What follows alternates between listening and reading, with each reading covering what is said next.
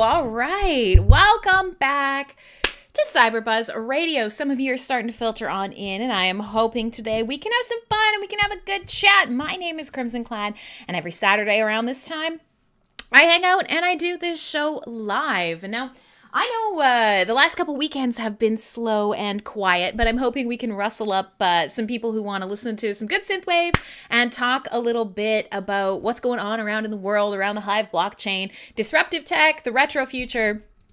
Last week we had so much fun.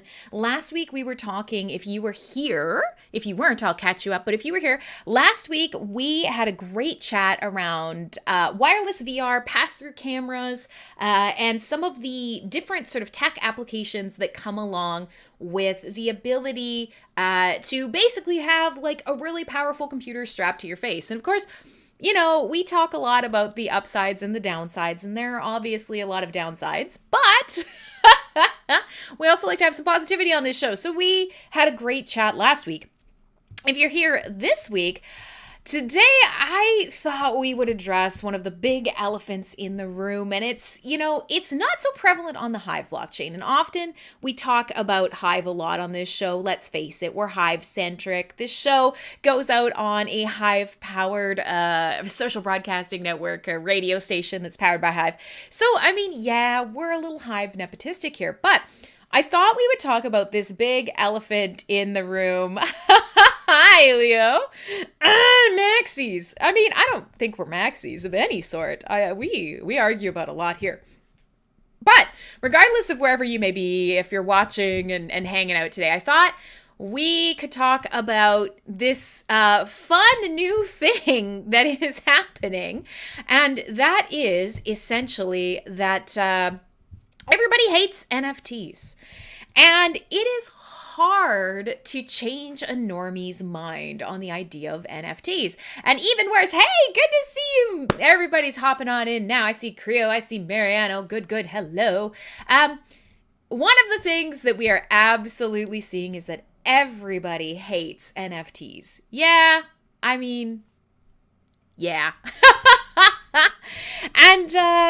And so if you've missed some of the stuff that's been happening out and about around the crypto space, then you might not be fully caught up. You might know some reasons, but you might not know all of the new reasons. So I thought that's what we would talk about a little bit today. Only the woke hate NFTs. Yeah, you know, that's part of it for sure. There are plenty of people who are, you know, who wouldn't necessarily be considered woke, who also hate them. But if you haven't caught on, I'll tell you why. And this is sort of touching the Synthwave space and many other adjacent spaces as well. And the deal is, there is a new music NFT platform. Now, one thing that we've discovered, and obviously we've discovered it firsthand, you know, many of you guys know that I'm part of a team that runs NFT Showroom on Hive. And, you know, we're absolutely here for the idea that artists, and I know nothing you say is serious, but it's always fun to grab some of the stuff that's said in chat, serious or not, and kind of pull it into the talk. But so here's the deal. I work on NFT Showroom, and we strongly believe that NFTs absolutely have a lot of value for artists themselves.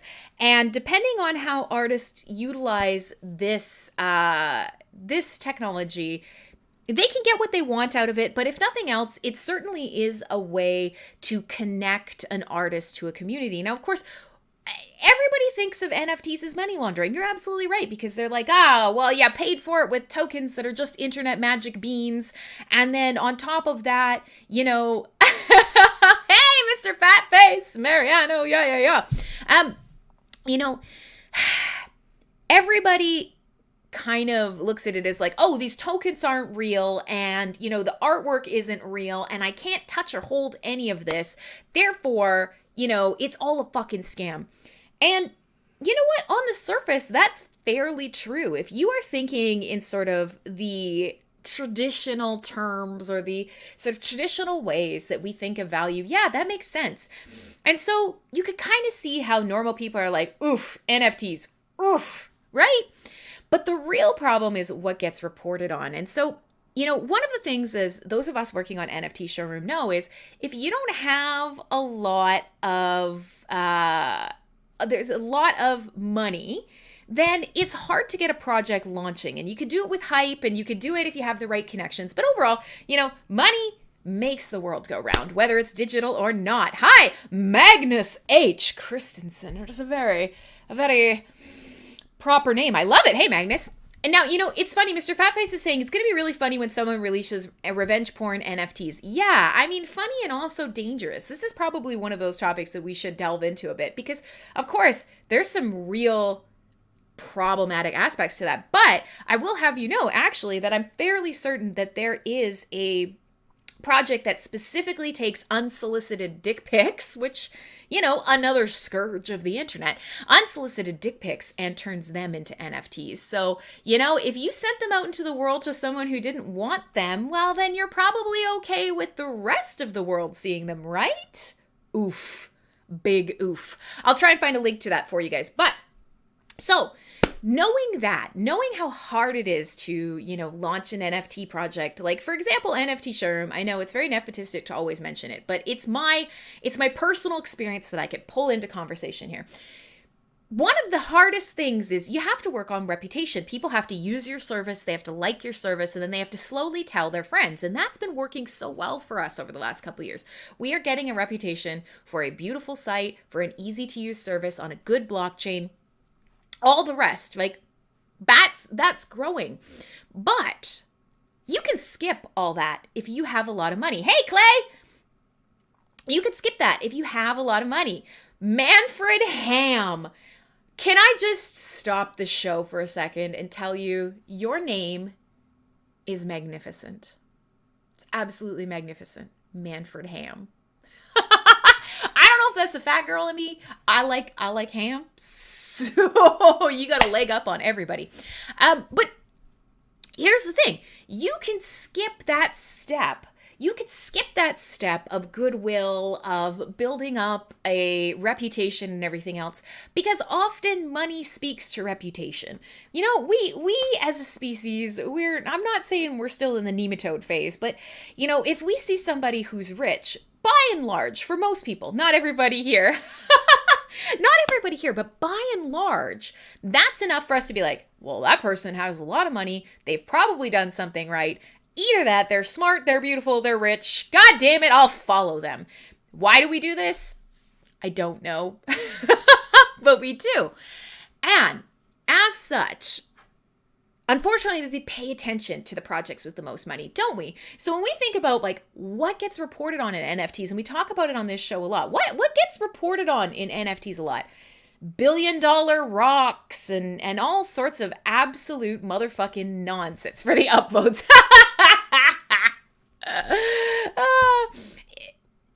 Monkeys and, the projects that are at the forefront of the NFT space aren't always the best ones. But the one that is making headlines now and that I thought we would talk about today, specifically because there's a lot of not just ethics, but a lot of really interesting dynamics behind what's happening here. And like I said, it's touching the Synthwave sphere in that today while I was searching for music, I was looking for new releases from Synthwave artists, I noticed a trend. I noticed a fascinating, interesting, mildly concerning trend. And that was that Synthwave artists all started kind of standing up and saying, I don't like NFTs. They're bad. I'll never make an NFT, and I've never made an NFT. And you're kind of thinking, well, shit, where did that come from? Like, that's surprising. Is that necessary? And I tried to figure out what the heck was going on. And it turns out it is in, hi, El Gecko, everybody's starting to hop in now.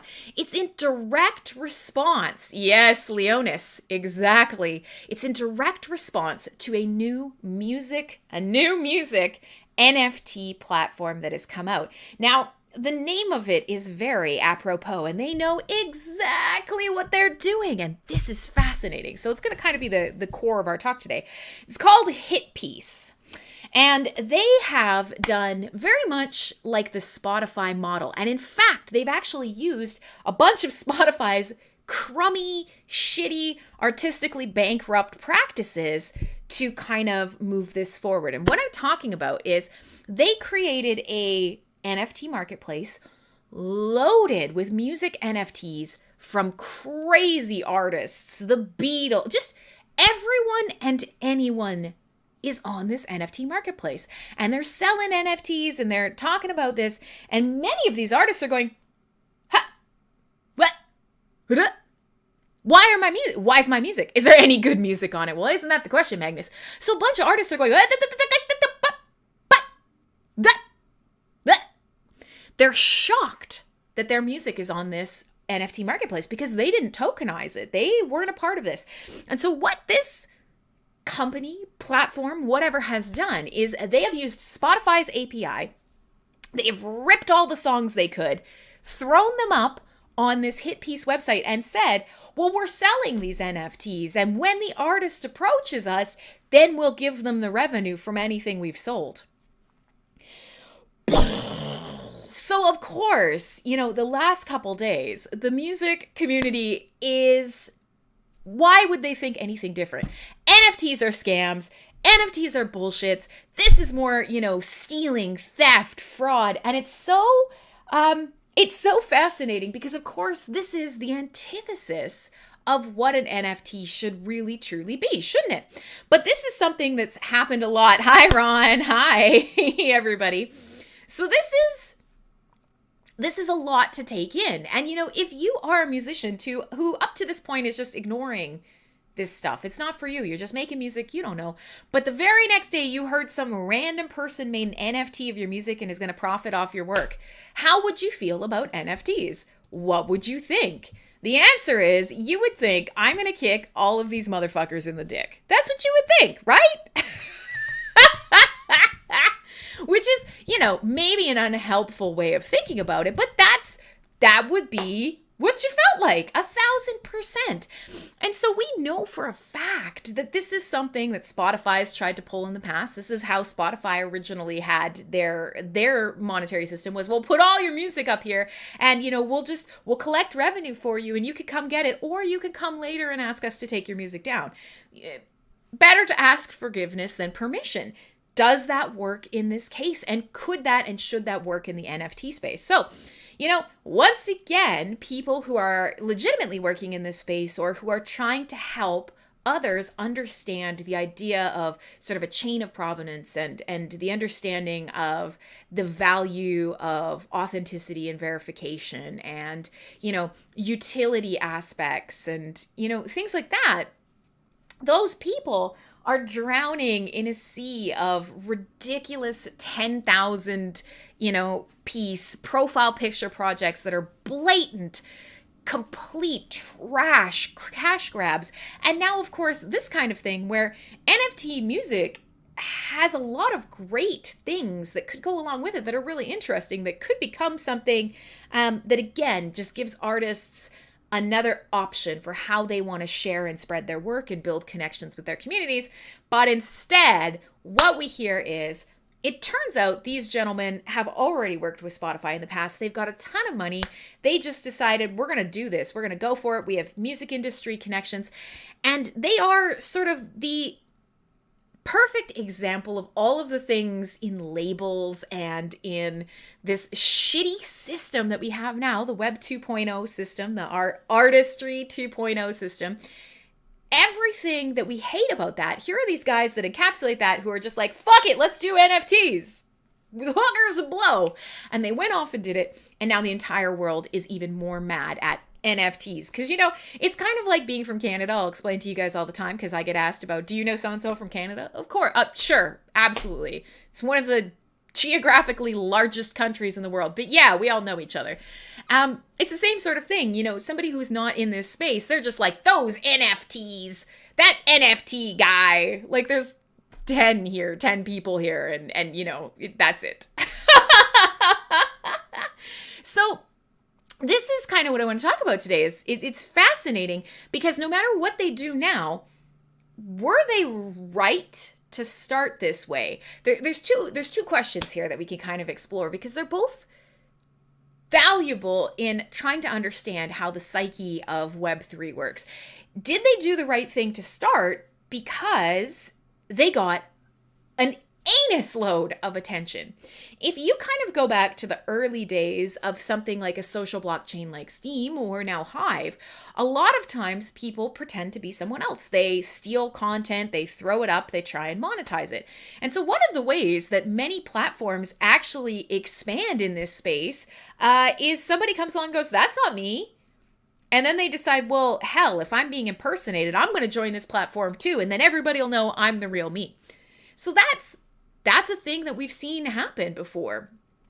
Did these guys take a calculated risk knowing that all publicity is good publicity, name recognition matters, and, in theory, they're going to sweep up a bunch of these artists who they couldn't have reached otherwise simply by making them mad? I don't know, but I'm curious to hear your guys' I'm curious to hear your guys' thoughts on this because, like I said, it swept Twitter. You could not pay for coverage like that. Everybody, fuck hit piece. You know what I mean? Everybody lost their ever-living minds. They just went bananas. And so maybe this was a smart move. And when you hear this name, and of course, here we are talking about it even on my show now, was this really the right thing to do? I don't know. But maybe it's a bold move, Cotton. We'll see if it pays off for them. A fascinating thing that is happening right under our noses right now. And you have to think that they probably had some idea because they literally named the site Hit Piece. Hit Piece. Now, I will say in the past couple of days, they have obviously responded to that. Yes, Hit Piece. Think about that. Oh my goodness, Pike! I haven't seen you in ages. Fabulous, fabulous. Good to see you back again, my man. I hope you've been well. So yeah, it opened up possibilities these musicians likely hadn't thought of before, and it could be leading to partnerships between visual musical artists. So that's what I was kind of alluding to at the start of this conversation is this is one of the ways that often people make their way into these types of Web 3.0 ecosystems as they go, well, fuck, somebody's impersonating me or, somebody is monetizing my work and it's not theirs, it's mine. And that's how they get in because they are actually wanting to prove that provenance. This is me, I'm the creator, it's mine. And it turns out that they end up using these tools themselves. And of course, yeah, for every person who hops into the NFT space thinking, rocks and monkeys, there are artists and musicians who get really excited about the possibilities, end up exploring, and kind of become a part of the real NFT community. Yes, patient zero. That is a very pointed statement. So after all this happened, after I noticed all these synthwavers and other artists, musicians I love, Allegiant, one of my favorite metal bands, fuck NFTs, they're trash and we'll never make one and never buy one because it's not ours. It's tough. It's tough, right? And it's tough to be a proponent of NFTs and to be a project member of a team who really is enjoying and trying to share and educate on NFTs. Hi, Matt, Sasha, haven't seen you in a bit. Hi. So, that's a really fascinating thing because here are these relationships that I've cultivated. Like, for example, like I said, Allegiant's one of my favorite metal bands and Twitter has allowed me to follow them to follow me. We often kind of tweet at each other and that's not a flex. It's just, I've never really had that opportunity to communicate directly with someone now and to have them able to see and communicate with me. So knowing now that here is this band that I really enjoy, do I get a chance, do I have the chance to speak to them about this, knowing that maybe I could educate them, maybe I could show them something different, or do they immediately go, fuck that noise, and, drop me the second I mention an NFT? There's a lot of complex relationships here, and this is something that happens in the crypto space a lot. And frankly, let's face it, we are, as an overall group of living beings, we're getting less tolerant. You've got your Trump derangement syndrome. You've got your Canadian trucker nonsense. Somebody says, I like blank. And someone else overreacts and goes, if you like blank, I hate you and I hope you die. That escalated quickly. Holy Hannah, right? I mean, we've lost nuance and we talk about that a lot on this show. We won't go down that road. But so here's Hit Piece. essentially they weren't quite hot. They weren't quite hot linking to Spotify PZ, but they used the API to go and well, maybe not your Hannah, Ron. I mean, or maybe she wasn't holy and then she was holy after you got to her.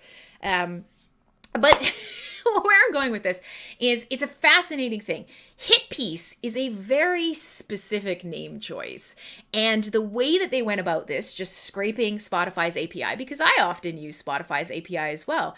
I often encourage you guys to explore the artists that I play on this show. I send you to Bandcamp. I tell you to go to their website, buy merch, go to shows. Spotify is a terrible way to support artists, but it also has a lot of tools available. I can make really easy to share playlists that I can grab the API from. And then when you guys are watching the show or listening to the show, I can pull album artwork and names and runtimes and all this stuff digitally. They make a lot of things easy. And of course, in this case, what they made easy was scraping a vast catalog of musical information into a database that then, got related to some trash NFTs by a shitty pair of corporate shills who already had been working in the music space outside of Web3, who already had connections, who already knew how to push buttons, and who had enough money to kind of kickstart this thing quickly. You have to think that they knew how this was going to go. And so Patient Zero pointed out what their website has basically been replaced with now. And it says, "We started the conversation and we're listening." It's the most absolutely ridiculous pivot, but is it? Hey, Co, good to see you. And so here's this pivot saying, well, we're so benevolent. We actually managed to get the entire world's attention on musical NFTs. We shook you up and we got you paying attention. So go ahead. We're listening to you now, you plebs. It's ballsy as hell. But is this what it takes to get people paying attention to NFTs? And on the flip side, is it enough? Hey, Otto, yay! Everybody's hopping on in now. Great. I'm glad to see you all. And by the by, both dogs are in here. I don't think you can see them. Here's Murphy's bum. He's sleeping happily on the couch. And this lump hidden behind... I don't think you're going to be able to see her. This... no, you can't. There's a lump down here, and that's Lulu. So they're both in here having a snooze with me today. Let's give them a treat. But so there you go. This is a fascinating thing. Hi, guys. A raid God, I should have changed that alert. It terrifies the fuck out of me every time it happens. So we've got a raid. We've got more people coming in. Hi, over there on the Theta. We're talking a little bit about this hit piece NFT music site and how mad everyone is. Normies and digital sort of space enthusiasts alike. How do we come back from this? Snake! How do we come back from this? How do we tell normies, I swear NFTs aren't a scam, when over and over and over again, there are millions upon millions of projects every day that are straight up hot trash, dumpster fire, syphilis infested garbage? Whew! Hey, Chop Lamb! How do we maneuver in that space? And are we as a species so fucking ridiculous that, yeah, we could say any publicity is bad publicity. They'll forget, they'll forget in 10 days and everybody will be using these NFTs. We'll take the heat for a little bit, but by the end of it, it's going to be perfect. Is that a good model? I don't know, but I think that's kind of at the core of what we could talk about today. There's some ethics issues. There's some fucking shitty tech issues. I don't know, man. But we will play some music also. I will play a bunch of the synthwave that, artists were immediately like, no, not NFTs. We could talk about some of the other stuff that kind of ties in, of course. Maybe like if the Canadian truckers had used permissionless, trustless value to peer-to-peer value transactions if they wouldn't have had their funds frozen. Some of the fuckery that's gone around that. And honestly, then we can just go back to talking about fun tech stuff. We could just chat and we can listen to some great music. So we'll go with the flow. We'll see what today holds. And I'm going to try to wake these dogs up, give them a little treat. and we'll play some music. So I'm curious to know how you guys feel about this. What are your thoughts? You know, whether you know about the situation or not. A website calling itself Hit Piece steals music from pretty much everyone in Spotify's catalog, starts selling NFTs with the promise of, well, if the artists come to us, we'll give them some money. What do you think? Can the NFT space rebound when every single famous project is specifically trying to piss people off? How do we get around that? It's a good question. All right, so let's take a boo and let me find you a track to start with today. I think that I'm going to start with, don't read this, don't read into this too far, but I'm going to play something by a group called Kenshiro Plus and Carbon Killer. And Carbon Killer I've played for you before. Kenshiro I haven't. I'm going to play you a track called Fate is a Sleeping Slave. I'm not saying maybe that ties into today's playlist. If you stay asleep too long, your fate, it's just going to happen. You're going to be... Is it only one FT per song there? I'm actually not sure, Magnus, because the website has been taken down and they've stopped selling the NFTs. They realistically just pissed the entire universe off, quickly stuffed some money in their pockets, and now, like I said, have just said, we've started the conversation and we're listening. Come, attend upon us, because we've made you angry, but you may come. I may listen to you benevolently. You know, it's just, it's smarmy. Maybe it's really effective. But so I'm going to play this track. It's a quick one called Fate is a Sleeping Slave. My name is Crimson Clad. This is CyberBuzz Radio. We talk about the retro future and disruptive technology. Lots of times it's blockchain and Hive. Other times it's just music. Sometimes it's awfully stupid. But that's what you get with me. So, you know, if you're cool with any of those things, you know, smash a button somewhere, come hang out, listen to some music. Ron is listening because he cares. Yeah, exactly. That's exactly it. I mean, I know that's why you're bringing it up, but that's a perfect way to say it. It's not even that they're looking down on someone. They're falsely pretending that they give a shit about artists' rights because, cha-ching, bitches! I heard that all these nerds in their basements have fuckloads of money and they're spending it on JPEGs of rocks. So why don't we just steal all this, get some money, and then when everybody gets mad, let's show them how much we care about them and turn them to our side. God, this seems sinister. Maybe it's not sinister. It's the point of today's show. Let's do it.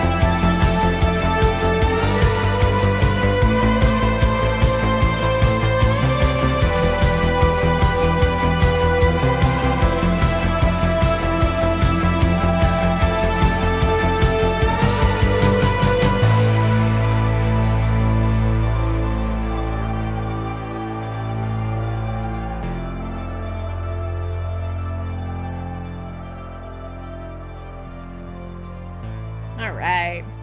So there you go. Let's take a peek.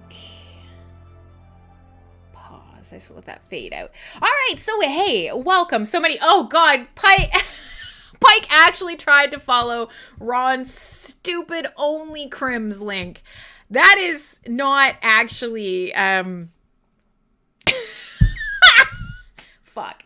That is not actually the link to my Discord. And in fact, the thing is, I'll tell you right now, my bot will immediately spam everyone's chat if I ask it to. It does it for each of the platforms that it is sending to, which is unhelpful. So, I mean, I can do this, but you guys are going to get spammed. I'm sorry. That's my personal Discord, and we just hang out and chat in there. We're going to try and zhuzh it up a little bit. But if you want to hop into the station chat, if you're listening to any of our shows on MSP Waves, not just mine, not just CyberBuzz is, but, you know, if you want to come and hang out and you want to hop into the conversation and you don't want to only just chat through, there's the spam.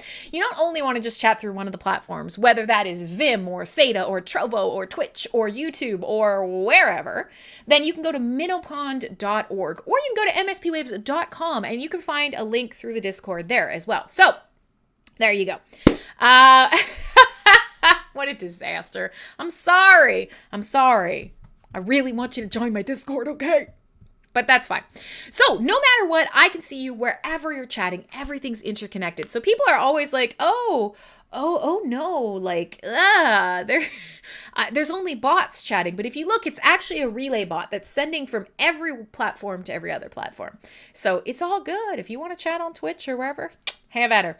All right. So Kitty Girl's been listening to some Cold Wave. Yeah. And you know, there are lots of different kind of weird takes on that. Like Vaporwave and Chillwave are both kind of like that. Not necessarily minimalist. Vaporwave isn't necessarily minimalist. It's kind of weird and spooky and like abandoned tech.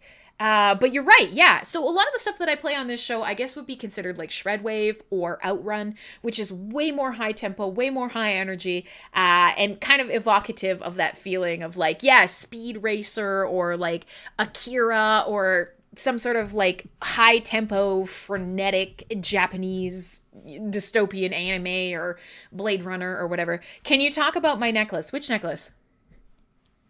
Oh, this one? My little skull? This is my little skull under a coffin. I can't tell if you're being serious or if you're just trying to get me closer to the camera or not, which is a mistake, let me tell you. This is already high def enough. You definitely don't want me closer to the camera. But yeah, I can show you this in a bit. Lulu is just going to town on her bits. It's a good thing you can't see her back here. I'm kind of hoping you can't hear the slurping. She's a fastidious clean girl, but not appropriate for the rest of the world, child. Okay, so today we started off talking a little bit. Yeah, it's a skull in a coffin. Is it just because you haven't seen me wear it before? Maybe. I'll show you a close-up of it in a minute. Of course it is. What did you think? What else would I wear? If I'm wearing gold jewelry, you know it's still, like, inappropriate. Yeah. And by inappropriate, I mean spooky, like me. Okay, so with that being said, we started talking today about NFTs, and we started talking about how this music platform selling musical NFTs pissed off the entire fucking world in one go. And a couple of tech bros decided, hey, we're going to use Spotify's API. We're going to scrape everything on Spotify. We're going to create a, shitty minimalist API marketplace. Yeah, well, he can't. I'm wearing a containing shirt today. The girls are they're locked in for the day. But so they pissed off the whole world, and where we got to was, is this a good idea or is this a bad idea? And in a space that's already kind of misunderstood and has a lot of negativity thrown its way, that's the NFT space, it's killing the environment, it's all fraud, it's all money laundering, everything's fake, artists suck, no digital art is good because it's all copy pasting. It's already... Everyone already hates this space, this disruptive space that scares them and is different than what they're used to. now they just figured, hell, let's lean right the fuck into this. Let's call this site Hit Piece, and then let's just make everyone angry. A++ marketing would do again. For them, this will probably work out in one shape or another. This is probably going to work out. But, for the rest of us who may or may not be enthusiasts, but overall interested in sovereignty and freedom and peer-to-peer value transactions and trustless and permissionless verification of chain of provenance and yada yada hooty yada boo, do you think the rest of the NFT space, it kind of does look like a lock, you're right. Do you think the rest of the NFT space is going to be able to bounce back from this? I don't know. And I'm fascinated to hear you guys' thoughts on it. When I tell you, this is what's happened, how do you feel about it? What do you think? Do you think that this is a net positive, a net negative? Do you think it can be parlayed into something good? Do you think it's... I'm certainly curious to know. So you guys let me know what your thoughts on it, and we'll kind of go from there. I forgot to do the Vim stream beepity boopity thing, so let's do a quick bang, post to Hive. There we go. And we'll get the Vim kids in and hanging out with us. So that's sort of the start today, is looking at this Hit Piece thing. And so one of their statements was, clearly we have struck a nerve and are very eager to create the ideal experience for music fans. To be clear, artists get paid when digital goods are sold on Hit Piece. Like all beta products, we are continuing to listen to all user feedback and are committed to evolving the product to fit the needs of artists, labels, and fans alike.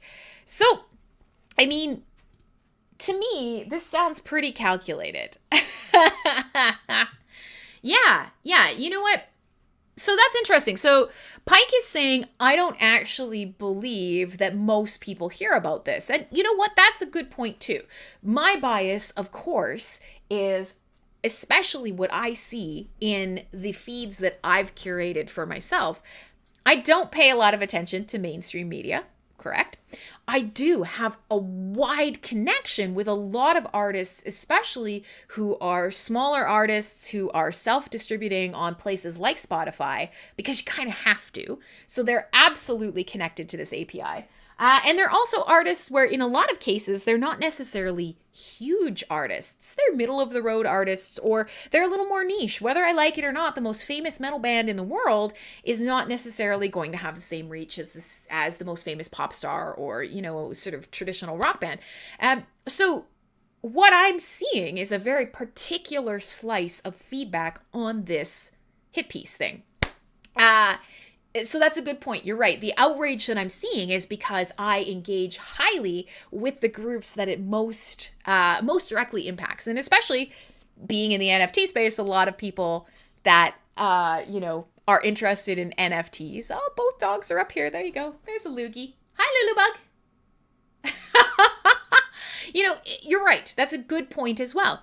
So it would be interesting because let's face it, at the end of the day, even if it's only crypto outlets or only NFT outlets or only whatever, sort of these types of outlets that are reporting on this, it's still going to trickle into the public consciousness more than, say, something like NFT Showroom, who's never made anybody angry and therefore never had a hit piece written about them. So taking a look today, just off the top of my head, I can see that Rolling Stone magazine wrote about this, Slate magazine wrote about this, Billboard wrote about this, Engadget wrote about this, Blabbermouth wrote about this, Pitchfork wrote about this. So these aren't necessarily the widest reaching publications, but they're huge publications. Also, NBC News, Mashable, Vulture, NME, the New York Post. So maybe it hasn't necessarily gotten out into the normie sphere yet, but it's gonna. Let's face it, it's already moving. And when you read these headlines, you start to kind of feel it. NFT site Hit Piece accused of selling musicians' songs without permission. Artists slam website Hit Piece for listing songs as NFTs without permission. Hit Piece NFT scam explained as musicians criticize platform. Musicians are furious at website Hitpiece, which listed their music as NFTs without permission. Hitpiece takes NFT music platform down following artist outrage. So, that's that's a whole thing. And now, as of today, the RIAA goes after NFT music website Hitpiece. So they certainly got a lot of attention. Whether it's every normie remains to be seen, but they're definitely getting eyes and ears on them. So, those are all normie sphere. So you agree. So there you go. And that's the question is how do we how do we interpret this? Because we know Hitpiece is probably going to bounce back just fine. They're going to pivot. They're going to listen. We listened. We care. We're providing tools to artists. We started the conversation and now we're listening. Yeah, they're going to bounce back. And so Pike's saying, I don't think it's going to hurt NFTs. Maybe not. But I know that you often roll in a lot of the synthwave circles. Take a little bit of a feel for how band supporters and sort of the casual tech enjoyer is responding. And of course, it is more of the sort of same blockchain hate regurgitated, but now it's got a new cause to attach it to. We're having that same sort of argument. It's been revitalized. Blockchain powered, now it's NFT powered. I have a sneeze and I don't want to sneeze directly in your guys' ears, so we'll see how this goes. So yeah, it's not necessarily that I think that, oh my God, doom and gloom, there's bad publicity. It's not at all. But I find this very interesting because this, to me, reeks of a very traditional scammy marketing practice pulled into a non-traditional space, right? It works. That day that I embarrassed myself saying that Don Henley's Dirty Laundry song was Huey Lewis in the News. What were we talking about? Dirty laundry. Kick them when they're up, kick them when they're down. We don't care as long as it's, as long as we get to kick someone. That's what we want. We just want to kick somebody. And NFTs are looking hella fat ass kickable right now. So it's interesting because here's another step. Here's another step that kind of goes into does adoption need this kind? Does adoption need these kind of hurdles? This is another kind of aspect of it that I always think is really interesting. And we haven't really touched on this one on this show.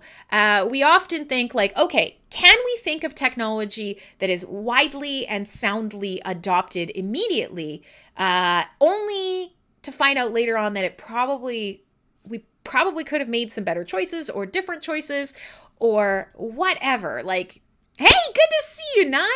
Nine usually doesn't come, so when she's here, it's like, all right, so it's an interesting thing. This has happened a lot. Like certain things, certain platforms take off. They become everybody loves them. They become absolutely saturated into the public consciousness. And then later we kind of go, maybe we should have been a little more critical at the time. So arguably, we could say that in this case, with all of the negative attention, with all the bullshit, as long as, the rest of the NFT projects out there work through this fuckery, they're going to be battle hardened. They're going to be fire tested. They have run the gauntlet of being called money laundering, planet murdering, human rights slaughtering scams right at the outset. Does that make them stronger the more the adoption happens?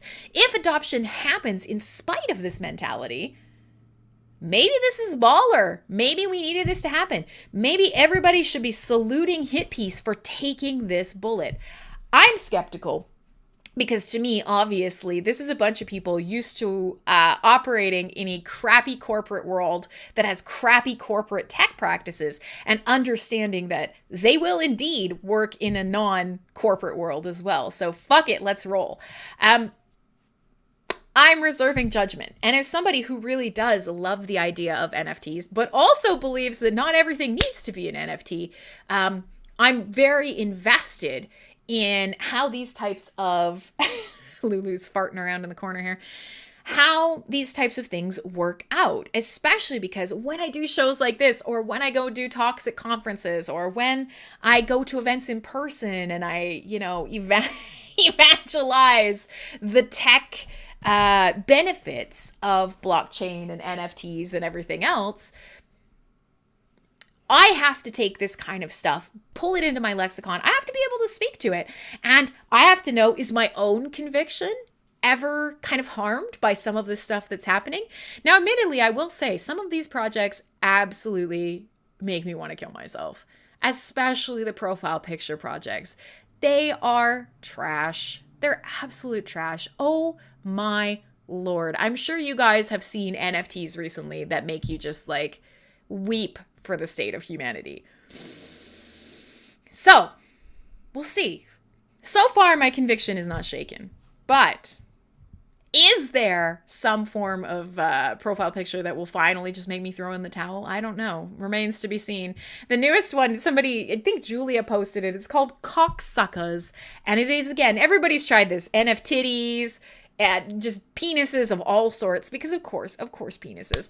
But cocksuckers are like these little dicks just standing there on their balls like feet. And I guess the part that's interchangeable is the penis has something in its penis mouth, because, that's fine. But if you buy one of those, it's bad. You should feel bad, and I'm judging you. That's it. We'll just throw that in here right now.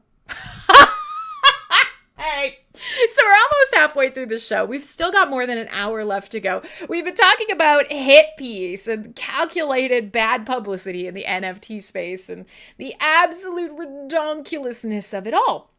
And I've played you a track already. Let's do another. Shall we do another? You want another? We'll play some more Synthwave. We'll come back. We'll chat a little bit. We'll move in a different direction. I mean, maybe we can talk a little bit about the GoFundMe fiasco, or we can pick up where we left off last week, where we were talking about pass-through cameras, wireless headsets, adoption of VR, and beef between, Meta, Facebook, and Second Life. Second Life enters the chat and is like, you think you can throw a digital rave? Hold my beer. And of course, we can talk about whatever you guys want. If you've got questions or comments on stuff around in the blockchain, we can do that as well. And if you just want to say, fuck it, let's just have fun besties chat, we can. The dogs are here. The music is bumping. My name is Crimson Cloud. You're listening to this on MSP Waves and beyond. Let's do... You know what? Okay, let's do a track called Sinister. It's Color Theory. My name is Crimson Cloud. I will treat you better than this person treats their lover. And I will also treat you better than Hit Piece will treat you. Make an NFT on NFT Showroom. I won't steal your shit. Promise.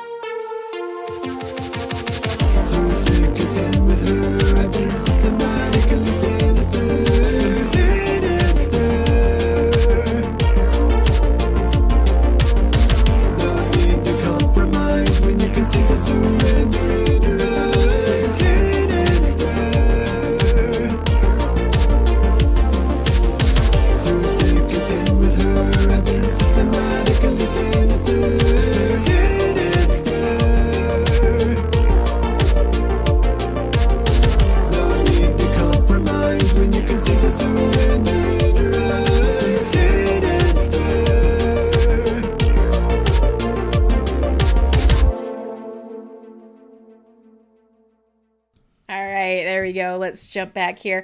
So we are, yes, the penis people. I can't even explain to you how horrid these things are. And, you know that there's a solid, well-researched team out here putting these together. But what will my cocksucker look like? We guarantee it will be the perfection. A unique blend of technology and art generated from over 120 unique traits. It will look good, feel good, and it will be something to be proud of. All cocksuckers are soldiers and part of the family. What the fuck? What the actual fuck? This is trash. This is trash. And if you get one of these, you're trash. And, I don't judge a lot. I mean, that's not true. I do judge a lot. I judge emphatically. I judge a lot. But this is something new. So I've dropped a picture in the chat. I apologize. I can't put it everywhere. I can't necessarily put it on the screen because technically they are just giant penises. Yeah, I have no words. So these are the types of quality items that are making their way out. And of course, it's the same as the Bored Ape. The Bored Ape Collective, there's 62 permutations, and it's just, it could be worse. Could be NFTing shit. You know what? I guarantee you, I don't even have to look. I guarantee you, somebody, somewhere, has absolutely created a collection of shit. There are probably some cartoon ones, and frankly, there are probably some NFTs of actual shit. I love you guys. I love you guys, but I am not taking that bullet on my search history. If you want to go look up poo-poo on any NFT site, you let me know how that goes. Do it. Do it for research. Don't tell anyone CyberBuzz sent you, but I am mildly curious. But I guarantee you, it's the internet. It's kind of like all of the terrible, terrible, terrible rules of the internet rolled into one. Yeah, there you go. One artist turned cans of poop into $300,000 pieces of art. Perfect. Yeah, I mean, and let's face it, artists love to push the boundaries. And this was something that started, way back when, at the beginning of NFTs in the art space. This is something that we saw a lot of. So, we can laugh and all that. I see Mascara's typing. Are you actually listening? Oh, no. Searching for shit is... Mascara, yes, only for you and only for research. Yes, this is why we look up poop on the internet. For research. Oh, you guys are delightful. But yes, Choplam would like to remind all of you that searching for shit is exactly why we have incognito tabs. It's a good point. It's a good point that only someone who searches for poop would remember off the top of their head. But again, I don't judge, except when I am judging, and I do judge a lot. So take whatever chance you're willing to take. So listen, we started off today's show. We were talking about Hit Piece. We were talking about the absolute ballsiness of some traditional corporate tech bros who scraped Spotify's API and created a site to sell NFTs with the intention of turning every song in existence. They believe that every piece of music in existence should and can be an NFT. And they just did it. They didn't particularly care who made the music. They just did it. They started selling NFTs, and then the idea was ask forgiveness, not permission. And if an artist comes to us, we'll pay them. Trust us. It's fine. We'll just hold the money for now. But when you come for the money, we'll give you the money. Totally. Definitely going to do that. And the backlash has been extreme. And so we spent the first half of the show talking a little bit about, is this smart? Will this have a long-lasting impact on NFTs in general? How does this shape the normie perception of NFTs and digital value? And sort of all this.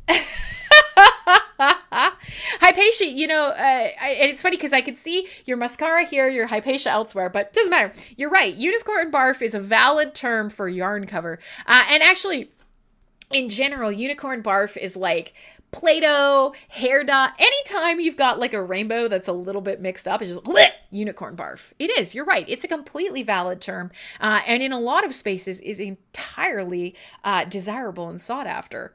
So there you go. What?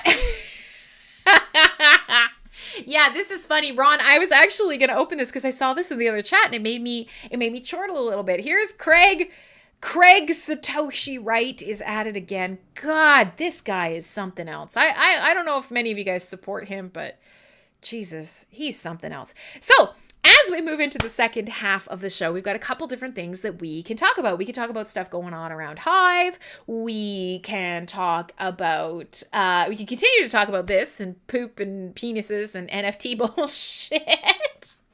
Or we can move on and we can talk a little bit about starting to see the scope creep of digital services tied to social identity and what's going on in Canada right now. Because of course, everybody knows I am the de facto voice of Canada. In general, I am the only person that lives here. Shut up, Nine. Shut up, Shadows Pub. No one else lives here. I'm the only person that can speak for Canada. And many of you ask me about Canada. Therefore, what I say is officially official for all of the country. But if that's the case, many people are, I know. How about that?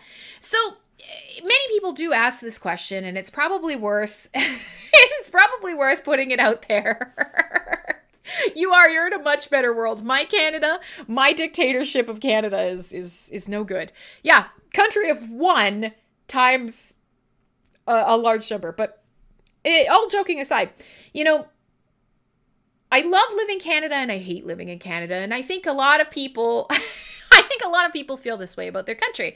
But regardless, everybody right now is asking me about the protests and truckers and things like that. And it's been a very nuanced conversation to have because, of course, I'm from BC. I am from the West Coast, and the protests where everybody is going is on the East Coast. And a majority of Canada's population lives on the East Coast. And so my perspective on the whole thing is a little different than everybody else's. But we're not here to say truckers are right, truckers are wrong. I mean, I'm very much in support of protests in Canada. And I think we should have them often. And I think they should be uncomfortable. And I never want to live in a country where people can't protest. I also want to see peaceful protests. And one of the most fabulous things is, whether the news media wants to report it as such or not, this is a peaceful protest. When we say mostly peaceful, this is exactly what that looks like. This is not looting stores. This is not burning down buildings. This is not, roving mobs of rape gangs in the street after the police have been ejected from an area that is being, occupied by citizens with guns. This is a bunch of Canadians sitting outside the House of Parliament, beeping their horns and dancing the Macarena and playing hockey in the street. I want to live in that Canada. I want to live in a Canada where that's possible. So regardless, there is a reason that I'm bringing this up. And that is because, of course, the GoFundMe thing.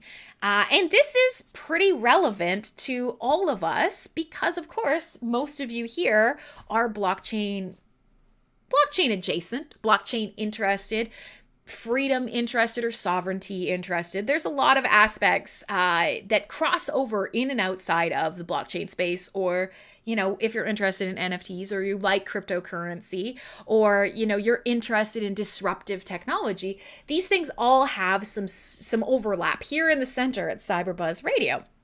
And of course, the GoFundMe thing is fascinating. It's absolutely fascinating. And Ron is correct. Just throwing it out there in the chat. He loves it when I tell him he's right, and he is right in this. I am from before Christ. I am ageless. I am Cthulhu. I slumber in the depths. I've always been here, and I will always be here. Search the darkness in your heart, and you will find me there. So, now that you understand where my inherent rule of Canada comes from, you can you can respect what I say times 10 what you did before, in which case was 0. It's still 0, but we're getting there. GoFundMe, of course, everybody's familiar with it in this day and age, but it's a pretty wild idea that obviously in the last decade or two has become prevalent. But before, what happened when you needed to raise money for something? You got your ass out the house, you took your can, you shook your can on the side of the road or whatever. But of course, the reality becomes that GoFundMe is now a normal thing. You know, when we think about what happens when you fall in hard times, what happens when you want to donate to a charity, how do we have this semblance of cutting out more of the middleman or the legwork that comes with physical donations? You know, it used to be a tree fell on my house, and so then I got out in my community and I let all of my neighbors know that I needed help, and they would bring money or food, or they would help me repair the roof or whatever, right? That's the traditional way. That's right. If you don't give me your charity on Hive, I'll downvote you. Absolutely. But so, you know, like it doesn't have to be charity, but let's use that in this example. So that's becoming a normal part of our lives. Same sort of thing. Something bad happens to me, just start a GoFundMe. I'll just share it on my Facebook. I'll throw it out into a Telegram, and I'll see who bites. And that's cool, right? Communities build communities build up, and we often find that we create connections with people who have similar interests, like interests. And before, the only people you could reach were offline. Well, now, hell, I'm looking in the chat here, and I have people from across Canada, from state to state to state to state to state to state, all around the US, people from all over the world come to this show. And the only thing that brings us together is we're interested in some of the same stuff. We like to dance to the same music. Many of you literally only come because the only thing that brings you joy in these dark and bleary times is to laugh at me when I say something stupid on air, which is like every 40 seconds at this rate. That's what brings you together and creates a community. And, you know, many of you have sent donations or have sent presents, or we've done stuff back and forth, whether that's services back and forth, whatever. That is how communities support each other now, right? That's how they develop. That's how they support each other. GoFundMe is a natural extension of that. Is, okay, well, we have online communities now. How do we send money around in those communities, especially when we don't necessarily want to provide banking information, or we need someone to kind of be an arbiter of these deals because we're not there in person? Here's GoFundMe. The reason that this comes up, of course, in case you missed it, but I'm sure you didn't, GoFundMe and the Canadian truckers, I don't know what they raised. It was like $10 million. Now stop and think about that for a second. $10 million. And even if you look and you take out sort of the highest of the donations, which was like $42,000.69, if you take that out, people were donating a couple $1,000 at a time. That is a huge amount of people donating. People from all over the world sending money to this. And GoFundMe said, ooh, the police told us that you guys are violent. Our terms of service is that if you're doing something illegal, you can't collect money with us. That's fine. It's sketchy, but it's fine because, of course, you know, whether or not the police are providing an accurate portrayal of what is happening in Ottawa, that's one thing. I don't have authority over you guys. I have authority over the chat, and all that means is like I could not show the chat on the overlay. So, you know, I have in as much authority over you guys as you will allow me to have. What is that? What's that thing that David Bowie says in Labyrinth? Just fear me, love me, and I'll be your slave. So, work on the fear and love, and then you'll get what you want. But, joking aside, so here is this, yes, the autonomous zones and everything else. Here is this fascinating thing where GoFundMe said, hey, all right, the arbiter of what is lawful or not is the police. Okay. Yeah, that's basically what we have police for. That's actually the purpose of police. We are paying them to be arbiters of what is legal and not, what is legal and not. Sure. But of course, here we now have police who have done their absolute damnedest to paint what is a lawful protest. You have the right to assemble in Canada. You have the right to freedom of expression. You have the right to move freely between provinces in and out of this country. Those are rights that are given to you as a Canadian. And now the tricky part is this protest is becoming inconvenient. It's loud. There's honking. People are blocking the streets. The supply chain is already an issue. There's a lot going on and there's a lot involved in this. So the police are saying, well, it's illegal. And a lot of it really isn't. So GoFundMe said, well, let's cut our losses and let's just say we're giving the money back. Except they didn't say they were giving the money back. If you saw this, what caused the absolute outrage in this case is that GoFundMe said, you got a couple of weeks, you got a couple days to come and fill out this form. If you fill out this form, we'll give you your money back. Otherwise, we'll just choose some charities and we'll send your money there. Holy shit. Stop and think about that for a second. That is essentially wildly and roundly and soundly theft. And arguably, if you send money to GoFundMe, you have sent them money willingly. You've sent them money willingly with the hope that they're going to disperse it the way that you told them to. But at the end of the day, I guarantee that their terms of service say, if you send us money, we can do whatever we want with it. I'm sure if somebody went through it, they could do that. Some sort of clause to protect themselves, which is, as soon as you send this money, we'll do what we need to do with it. Tough titties, no refunds. Now, GoFundMe has said, hey, we'll just take this money and we'll just send it to some charities. They'll definitely be great. That is wild. And the precedent set, of course, made everyone in the world sit up and take notice. Because even if you don't support the truckers, that's not cool. Do you want to think in the future that something, a charity or a person or a cause or whatever that you have sent money to support, somebody in the middle was like, yoink, that's wrong think. We're going to take this and put it over here. That's wild, and that's a huge and egregious overreach. So, yeah, yes, Chop Lamb's pointing out that governments have been doing this same thing since the beginning of time. Well, of course, but we all know taxation is theft. So, and I say this as someone who soundly and strongly believes in social programs, social networks, and, kind of paying into social funding still. So where am I going with this? This sounds like a case for blockchain, doesn't it? This sounds like a case where people, should be using a permissionless or trustless system to send value peer-to-peer without a middleman. Oh, if only the technology existed for us to transact value from person to person with verification of keys to know that I'm me and you're you, and that the money goes to you. And, otherwise it will come back to me. Gosh, if only there was some technology that did this. Huh. And of course, the crypto space is going, it's me. Pay attention to me. It's me, guys. I'm over here. This is what the entire crypto space is doing right now. It's a whole thing.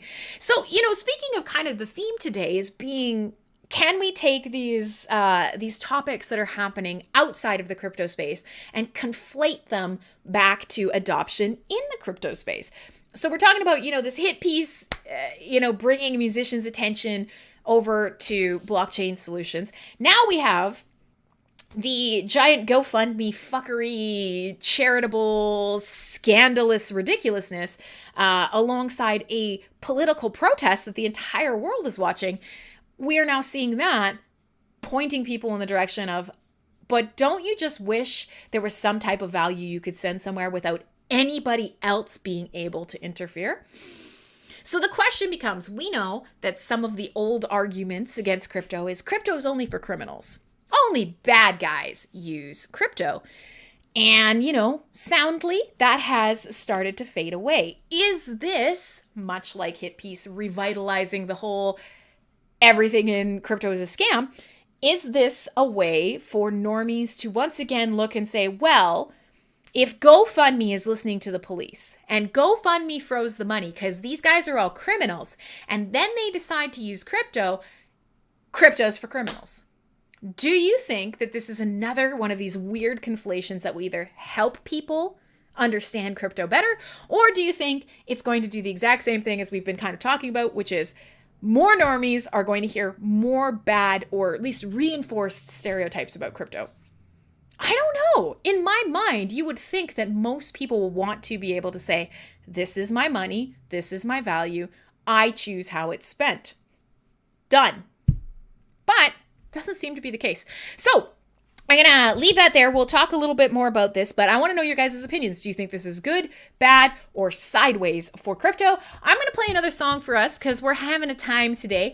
I think I'm going to play something. It's just a really quick little track. We'll cram it in here. I'm going to play a quick little track called Star Sailor, and it's by an artist called Time Travel. So we'll do this quickly, and then we'll come back and we'll keep chatting. My name is Crimson Clad, and this is MSP Waves. Wherever you're watching or listening today, awesome. I'm glad to have you. If you want to watch or listen some more, then please do. I'm here on Thursday nights as well. I do a couple different shows, and we have a lot of fun, usually. Except when we get into heavy topics like this and all of the chat goes quiet. It's quiet. It's because I told everybody I'm the arbiter of Canada. Now everybody's hush-hush because they think I'm gonna kick you out of my country.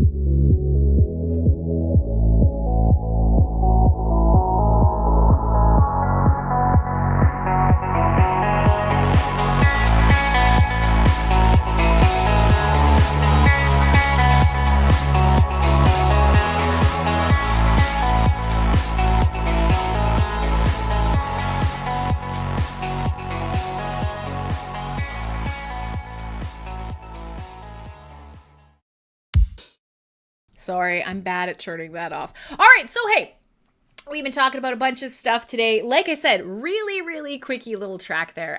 But it's a gooder. It's off a great album. It's off an album that's just a bunch of unreleased projects and good music. Just kicking it there in the chat. So, hey, welcome all. What's going on with this camera here? Let's mix it. Hey, welcome. My name is Crimson Clad. This is CyberBuzz Radio. And on Saturdays, we do this sort of thing. We hang out, we talk about disruptive tech, we get a little sassy, we have a lot of fun, and overall, it's a good time. Today, we have been talking about NFTs and sort of real-world situations that are happening that are, of course, freaking people out about crypto again, because everybody freaks out about crypto all the fucking time. You'd think we'd get used to it by now, but we haven't, we didn't, we aren't, we won't. And it's just how it's gonna be, fam. So, we started off talking about this hit piece music site, and we've devolved into now talking a little bit about the... Julia's here, and she's talking about how geese are trash birds. And they're terrible. Geese are mean and evil. And I say this as someone from Canada, source, de facto voice of Canada, right? Geese are assholes. They're very, very, very mean. And, you know, at the same time, they're allowed to be. They're protecting their young in their place. But they're trash birds. They're absolute trash birds. I've said it many a time, and I will continue to say it forever. Geese are trash birds. They hiss, they shit, they're mean. So, yeah, I agree. 9 is absolutely right. You need a guard dog? Don't get a dog. Get a fucking trash bird. Get a shitty trash bird. Get a Canada goose. What's going on with this? Let's fix that. Fixed? Ish. Get a shitty trash bird, and they're mean, and they'll guard your property because they're jerks. Let's just do that. So it's good to see Julia here now because, of course, Julia would have been the perfect sort of addition to our conversation earlier, talking a little bit about shitty NFT projects, shitty NFT project practices, talking about, you know, musicians and artists who are getting fucked over by terrible, calculated corporate tactics inside the NFT space. And so if you're just joining us and you're wondering what's happening, we're starting to hit the back half of the show. And this is, hey, good to see you. Saru, what up? You know, yes, I did. I shilled the cocksuckers. And by shilling the cocksuckers, what I said was, this project is trash and it's bad. And if you buy it, you're bad. And I'm judging you because it's trash and you're trash.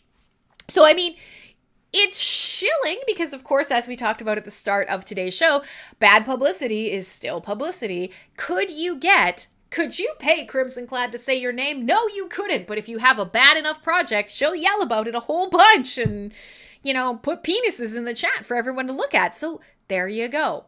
All right. So, you know, knowing specifically that that's literally what we're talking about today, bad behavior. And we know that shitty practices often make for good marketing.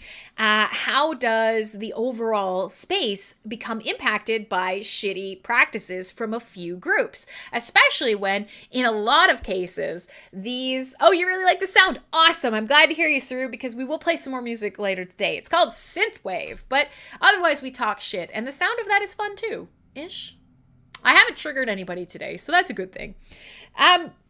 So where we left off before the break is we then moved into the next aspect of this that's happening right now. We were talking a little bit about the Canadian truckers, GoFundMe, the revocation of the ability to donate to the campaign, and then their subsequent announcement that it's fine. You come get your money, but if you don't, we'll give it to a charity for you. Trust us, it's fine.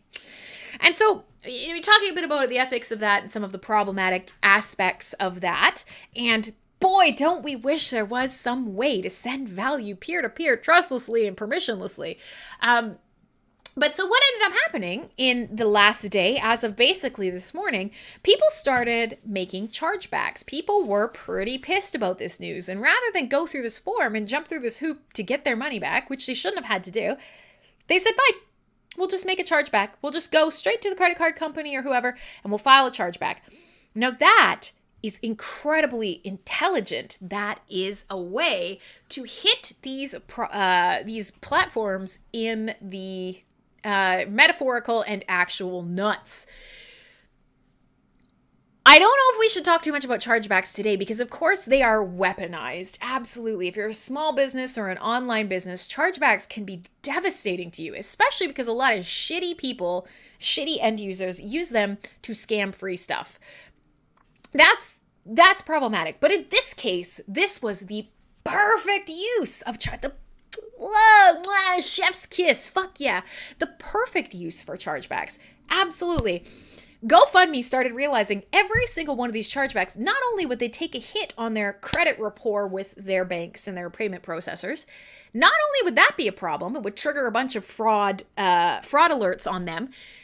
Not only that, every time a chargeback is processed, they pay an additional fine on top of the money that they have to refund. So not only do they have to give the money back, they don't have that anymore, they also have to pay out of their own pockets on top of things.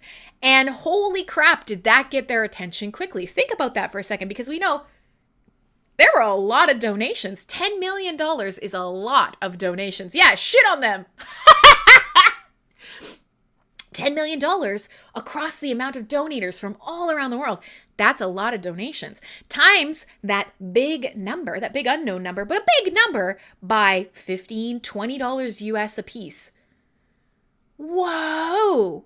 This could cost them a lot. Not a little bit, a real lot. Even for a big corporation, this is a hefty amount of money that they can lose that goes hand in hand with terrible impacts on their ability to continue as a business and use traditional fiat on and off ramps, and terrible publicity, because people who don't support the truckers, people who, so there you go. Julia says there's more than 100,000 donors. So 100,000 donors. Let's pick a number off the top of our heads. Let's say $15 US, which is actually probably smaller than it is. Times that by 100,000. $15 times 100,000. Think about that for a second. Think about the scope of what that costs. Hey, good to see you, Axcus. That's a decent amount. So, with that being said, they decided to cut their losses. They are finding out that even people who don't support the truckers, who didn't donate, are like, holy shit, if you do this, I will never use their service again because I cannot trust you. This is the wrong type of bad publicity. So as of this morning, GoFundMe is doing what they should have done from the very first second and just routing all the money back to where it came from. Probably much simpler, but they wanted to be greedy and they wanted to be shitty, and here they are. So not only did they publicly cave to police pressure, not only did they become a weaponized instrument for governments, they absolutely shot themselves in the foot, and it will be fascinating to see where this goes from here on out. Because, of course, now people are looking for alternative methods to help contribute to this cause. Does this mean that people are driven? Hi, Acid. Good to see you. You're not totally late. You're late-ish. We forgive you.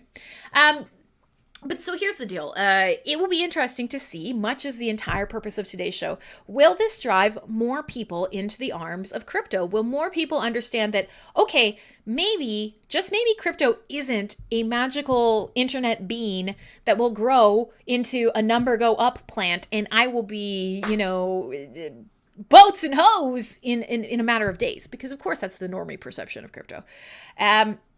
Maybe, just maybe this says, hey,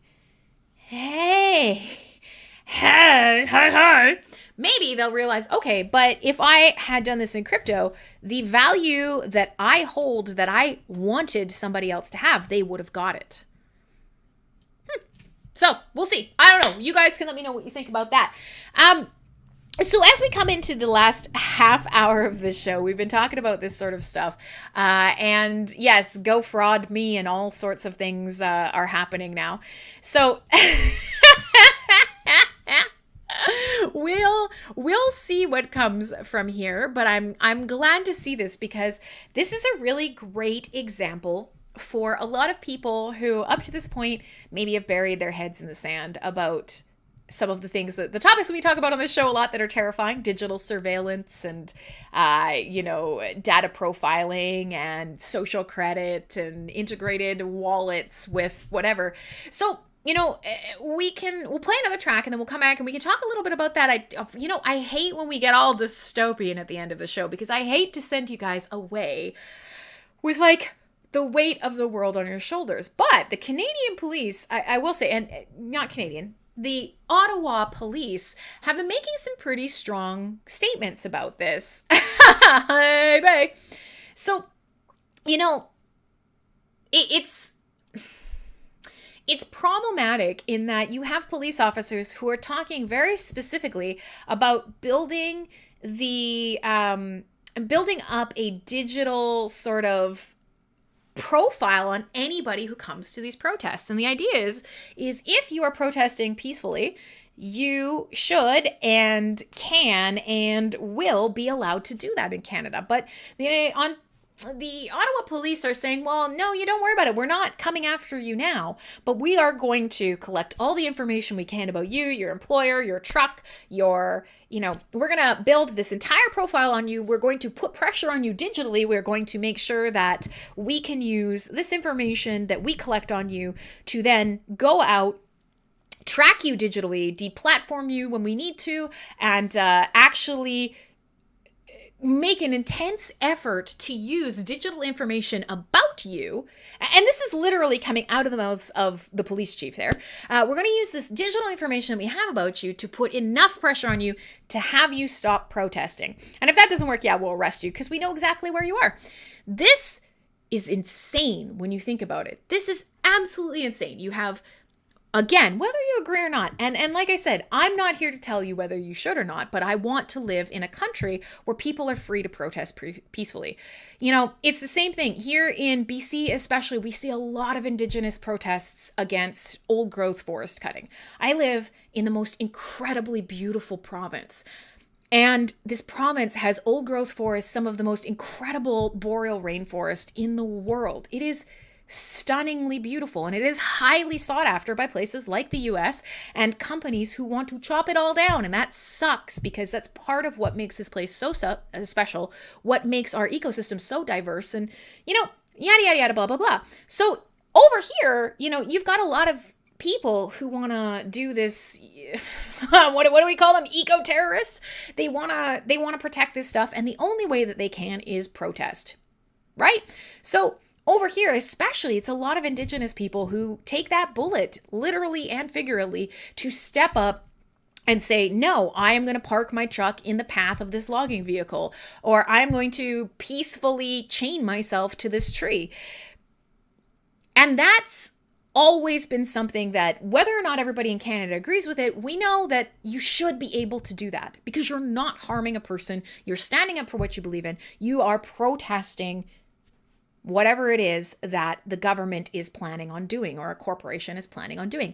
And I want to live in a country where that's possible. And if you want to support these types of people, or, I think a couple of them actually super glued themselves to the road here, like yesterday, like super glued their entire asses to a highway on-ramp in one of the busiest parts of Burnaby. Jesus Christ. That's wild. Like, that's commitment. That's how you get hit by a car, straight up, is somebody doesn't see you and they come around an off-ramp and they splatter your ass, but you don't go anywhere because you're super glued to the pavement. I want to live in a country where that's possible, because these people aren't hurting anyone else. They are making people's lives inconvenient. That's what protest is, right? You want your voices to be heard. But with that being said, so now you've got the truckers on the other side of it. Would you think it would be the same if you heard everything that is kind of happening around Parliament Hill? What if that was transposed onto, say, somebody who is protecting an Indigenous old growth forest? Do you think it should be the same? And it could be the same. And I think that's a really great thought experiment that a lot of people are not having right now, is if I'm okay with somebody protecting a tree peacefully, am I not okay with them sitting in a parked car peacefully? What's the difference? It's tough. It's a nuanced conversation, and it really is starting to bleed over into the tech aspects of our lives, into blockchain ideals and use cases, and of course into freedom and sovereignty and what we can do with our bodies and with our value and with our voices in a way to affect change without harming each other. It's gonna be wild, guys. Okay, so disaster, heckin' disaster, extra disaster, mega disaster. We've been talking a little bit about the real world bleeding into the NFT space, and it's gotten a little heavy. So let's play one more track. Let's come back, and we've got less than 20 minutes left in the show. We'll talk about whatever you guys want to talk about. We'll have some fun, and we'll lighten things up a little bit, because hey, if nothing else, we're now in a time where the entire world is starting to stand up and watch a bunch of people sing in the streets. Yes, we already went over NFTs causing climate change acid. We were talking a little bit about the hit piece and how everybody's remembering that, NFTs are killing the planet while simultaneously, making it too expensive. You freeze to death in your apartment, money laundering scam, yada, yada, yada, all of that. We went over it, and we'll continue to go over it. So with that idea, let's try and pick up a little bit of positivity before the end of the show. Niall is here. Hey, my goodness, I haven't seen you in ages. How delightful. Awesome. I hope you're doing well. And then we'll kind of come back around and maybe we can talk about some Hive stuff or not, whatever you guys like. But we'll try and lighten things up a bit, because as much as I love these really philosophical topics, often when we talk about the philosophy of blockchain or crypto, voluntarism, about being able to transact peer-to-peer value, a lot of times that comes up as a direct response to things we don't like in our everyday lives, whether that's government or corporate or whatever. A lot of the things that we do here are because we're sick and tired of what's happening out there. And so, of course, it gets a little heavy and there's this weird interconnection of values. But this show is often fun. And many times we do absolutely nothing but giggle. And, I wear stupid Snapchat filters and everybody talks about butts. So it's a crapshoot which day you'll get. But today has been a good one. Let me find one more track here. And let's just see what I can play for you. I'm going to play for you a track called City Shark by Zayas. This has got some kind of shreddy classical synthwave sounds to it. We'll do that, and then we'll come back and we can talk about a bunch of stuff that came up maybe on Full Force Radio or whatever you guys want to talk about. So you let me know in the chat, and we'll listen to some music here on MSP Waves. Maybe.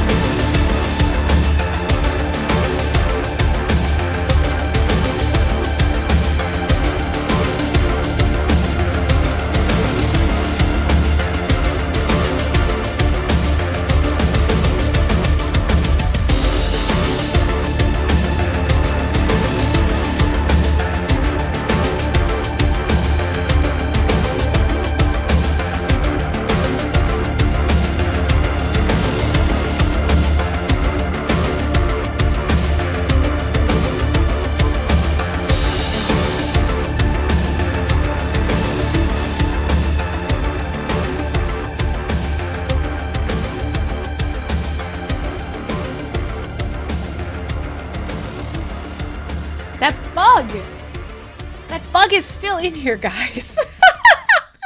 Hey, welcome to CyberBuzz. Some people are just jumping in. Some people are hopping out. There's lots of you here today. We have been talking about the weird interconnection of relevant news and political topics, intersecting with use cases for crypto. We've been talking a little bit about NFTs, about hit piece, because those fuckers knew what they were doing.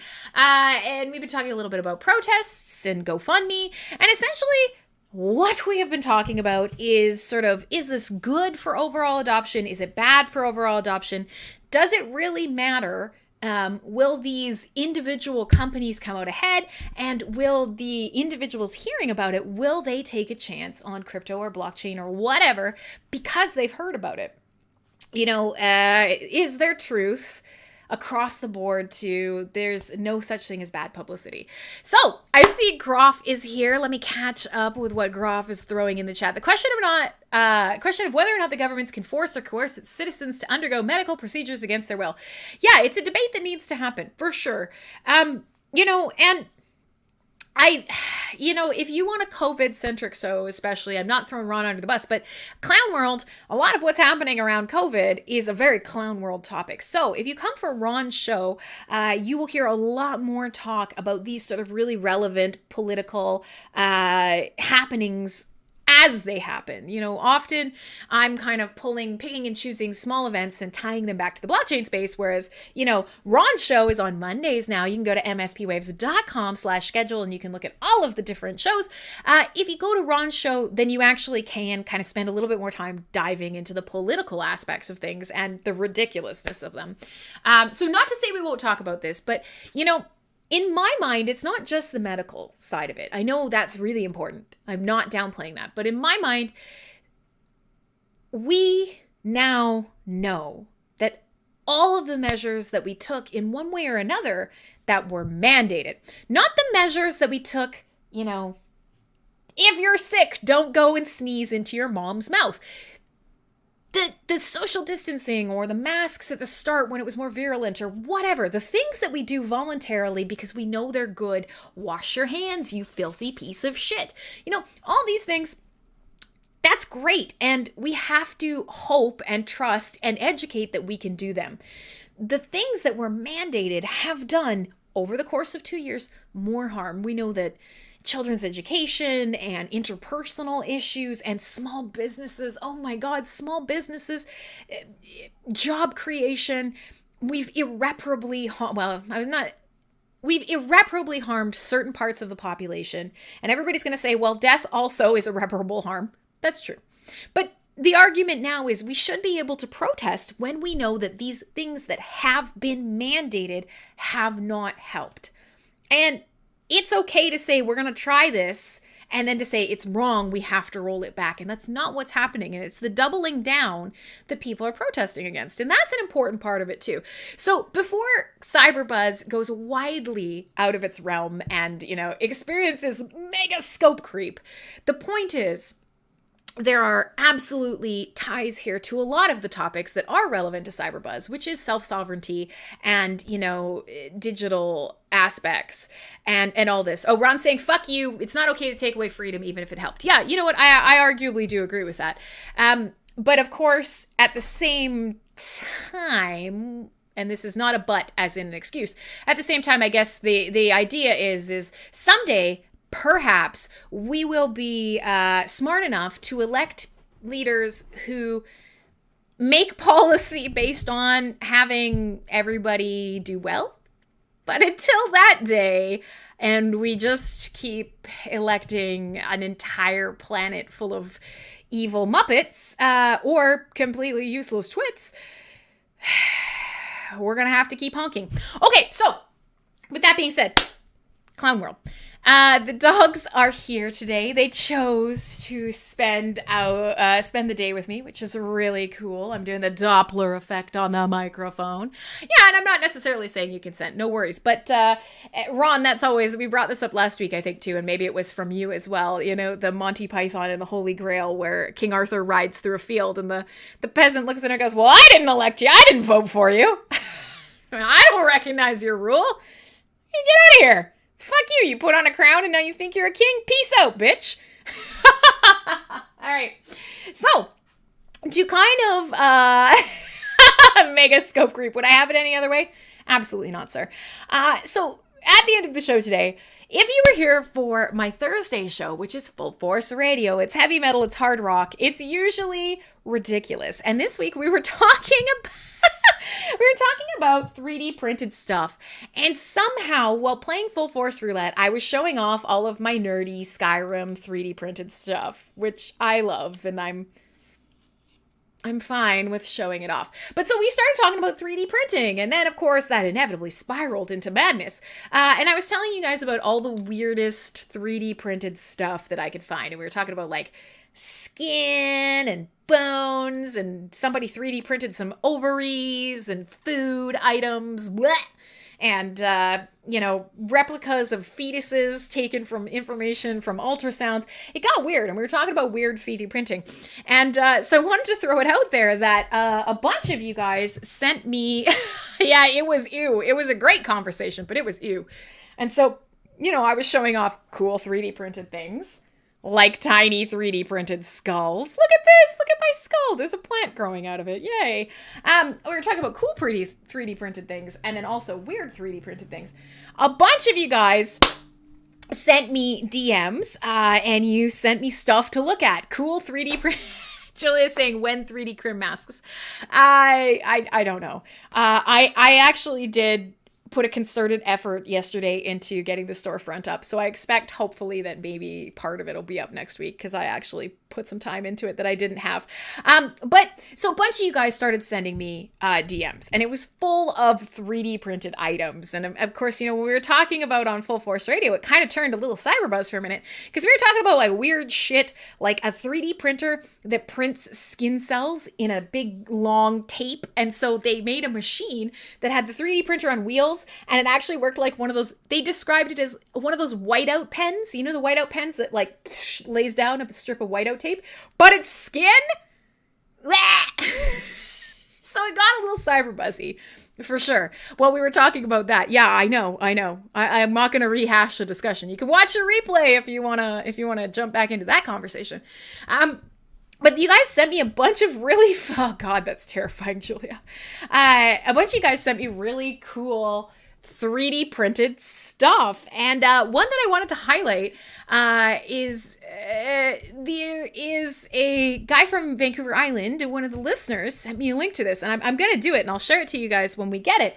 But I thought, and I'm nervous to bring this up in chat, but I'll share it to you anyways. Shared with me this doing personalized nightlights with 3D printing. And this is really cool because this technique and the way that the printer is done is that when you turn the nightlight on and it shines through this piece of 3D printed, like plaque, it'll use the light to highlight an image of your choosing. And so, of course, everything is pets and whatever. I saw there are some cool examples of like landscapes and stuff, but I said, oh, this is really cool. Did the ovaries work? I don't know. I don't want to know. Don't ask me. But so this is one out of all the stuff that you guys sent me, and some of it was a little rude.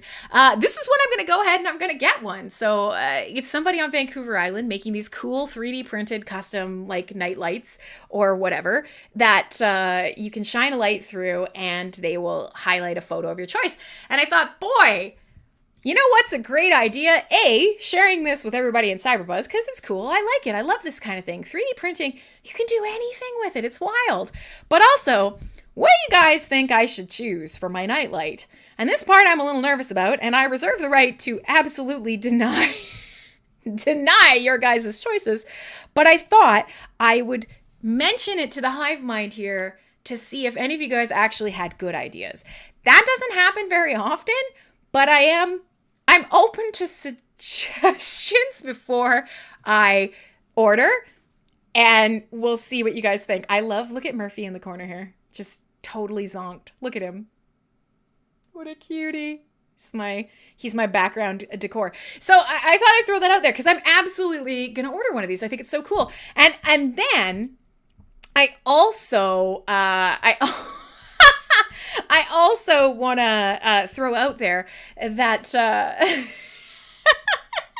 Jesus Christ, that I'm going to go ahead and get one of these. But I also want to throw out there that after discussing last week, we talked a little bit about 3D printing is cool and you can make pretty much anything, and it's a great idea for subverting rules. Again, lots of people do, ghost guns and 3D printed firearms parts, but little things that you don't think about. You break something in your kitchen and it has some little fiddly, shitty plastic piece, and you're like, oh, I don't want to buy a whole new blank and throw this away. Sure, just 3D print a piece and pop it in there. Like, it's a very useful tech, and I feel like we should probably come back around to doing this as well. But I mentioned I love this thought experiment that I often do, and it reminds me to be more mindful of my consumption. And one of the things that I often do is, like, when I think about stuff that I bring into my home, I think about, like, if I were buried right now and frozen in time, what would an archaeologist think about the items that surround me? And we were talking about what an archaeologist would think of this particular setup. Here I am waving like weird ritual objects with a camera and a light pointed on me. And I'm, can you imagine what kind of ritual weird shit they think this is? But so I was thinking about this, and I mentioned, especially if you were 3D printing fetuses and plastic never breaks down, like, how fucking terrifying would some of this stuff be 3D printed in a gajillion years because it never breaks down? And part of this nightlight, the plastic, the filament that they're using, it actually is compostable. And I got an entire explanation of why this gentleman here in Canada is creating them out of this. And it's specifically, if you want to, you could take this item and you can soak it in hot water for 4 days, and it will begin the process, and it actually is fully biodegradable. So I'm eating my words and I'm saying it live on CyberBuzz. There is actually some really cool options for 3D printing out there, and you don't have to be creating more ridiculous Skyrim related plastic tchotchkes that will never break down. You can have a nightlight and also know that someday it will go away, because no one else cares about a 3D printed nightlight with a picture of your butthole etched into it. So yeah, I'm actually excited for that. And when it gets here, I will happily share it with you guys. So we're right at the end. We're right at the end of the show, my darlings. So we can we can listen to one more song, or we can just chat it out. It's up to you guys. But today's been really fun. Thanks for hanging around. I know we kind of got in the weeds on some of these topics, but I love to explore these things. And that NFT, hit piece, bullshit, nonsense that we've been talking about, I feel like it's a really relevant and interesting topic that we're going to see repeated over and over and over again. The more utility and money and adoption is in the crypto and NFT space, the more these other companies and people who are working in the traditional space will try to bring what they know works into a new Web 3.0 space, and we'll kind of go from there. Yes, Julia, these are really popular, and I did not know this till just the other day. And I am glad to know you can 3D print them. I'm learning.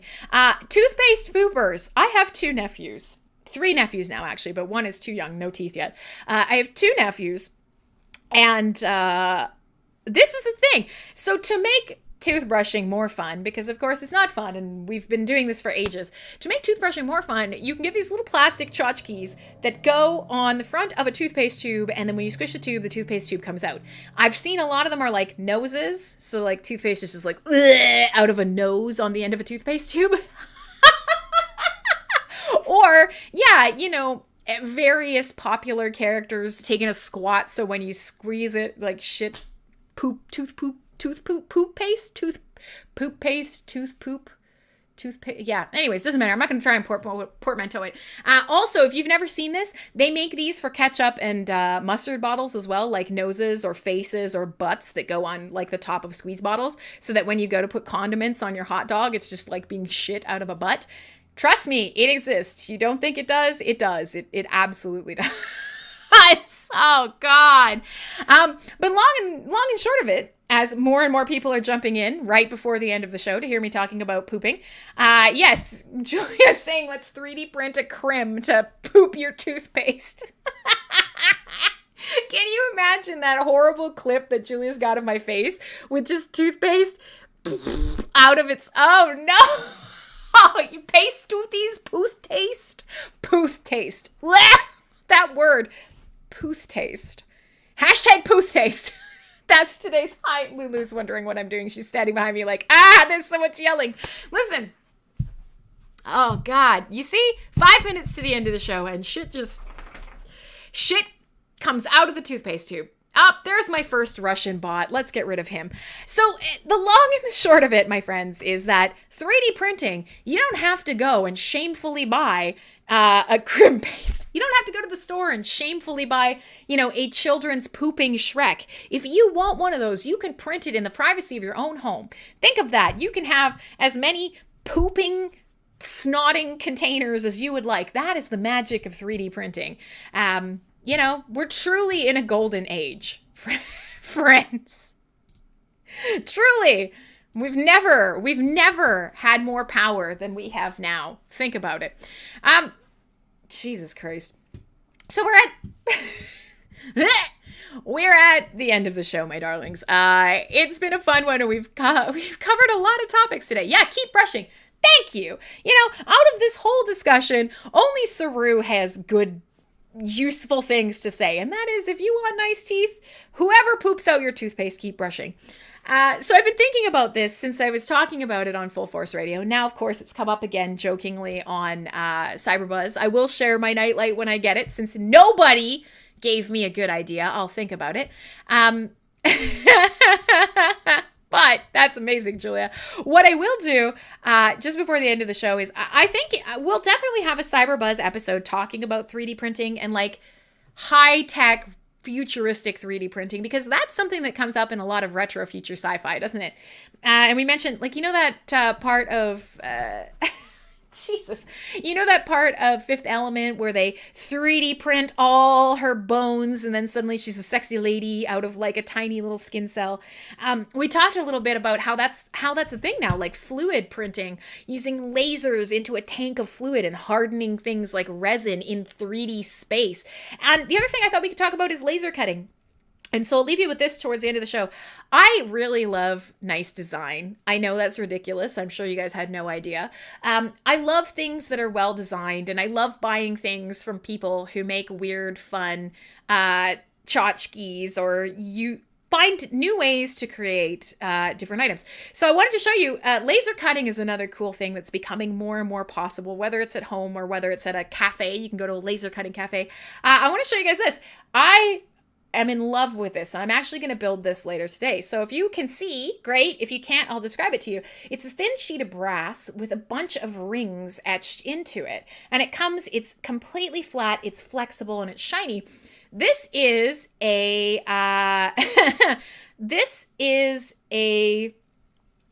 plant chain. And so you guys also know I'm a crazy plant lady. My house is filled with plants, and I'm always looking for ways to support my plants or, help them climb or grow that look nice, because I don't like things that don't look nice. And I found this, and this is a designer from, I think, the Netherlands, maybe, using laser cutting on a thin sheet of brass. They're super cheap. You pop all of these little rings out and you combine them into a chain. And when you're done, you get this beautiful chain that you can hang from anywhere that will help your plant grow. And it's like a trellis, but it's almost kind of like a wind chime / I don't know. It's very artsy fartsy. It is brilliant because it uses metal, but it's incredibly lightweight. There's almost zero waste to it. And I thought, man, we should probably talk about laser cutting, because there's going to be some cool shit that's happening out there with laser cutting. So I'll build this and I'll show you guys next week. I'm really excited about it. I had to order it from Germany and it cost an arm and a leg, which is hilarious because if you're in Europe, you can get one of these for like $10, but shipping. All right. So that's it. That's all. We'll talk a little bit more about this next week, but I wanted to show you this because I know this is a topic that I think we could have a lot of fun with on CyberBuzz. I'm heading out, but I'm stoked. We didn't talk about your necklace. Yes, I will share with you guys. I have an absolutely favorite basic bitch goth sad girl jewelry brand. So if you want to know what it is, I will share it with you. It is a brand called Regal Rose. They're out of the UK. And they make spooky, sad girl jewelry for lame, basic bitches like me. So, yes, I will show you a little close-up of my necklace. But I just got an alert. We're at the end of the show. Thanks so much for hanging out with me for CyberBuzz today. My name is Crimson Clad. Go to mspwaves.com/schedule. Find me on Thursdays and Saturdays. Come hang out, follow, whatever. I'll see you next week. Bye, guys.